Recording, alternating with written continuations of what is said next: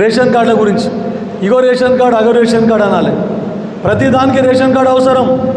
మనకి ఇల్లు కావాలన్నా రేషన్ కార్డే అవసరం, ఆరోగ్యశ్రీ కార్డు కావాలన్నా రేషన్ కార్డు అవసరం, పిల్లలకు ఫీజు రియంబర్స్మెంట్ కావాలనంటే రేషన్ కార్డు అవసరం, పెన్షన్ కావాలంటే రేషన్ కార్డు అవసరం. మరి రేషన్ కార్డు లేదే లేదు, ఒక్క రేషన్ కార్డు కూడా ఇవ్వలేదు.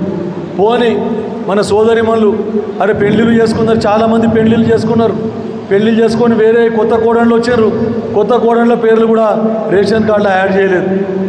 చిన్న పిల్లలు అప్పుడు 10 సంవత్సరాలు ఉన్న పిల్లలు ఇప్పుడు పెరిగి పెద్దగా అయినారు, వాళ్ళకు కూడా పెళ్ళిళ్ళు అయినాయి, వాళ్ళకి పిల్లలు పుట్టిర్రు, వాళ్ళకు కూడా రేషన్ కార్డులు లేవు.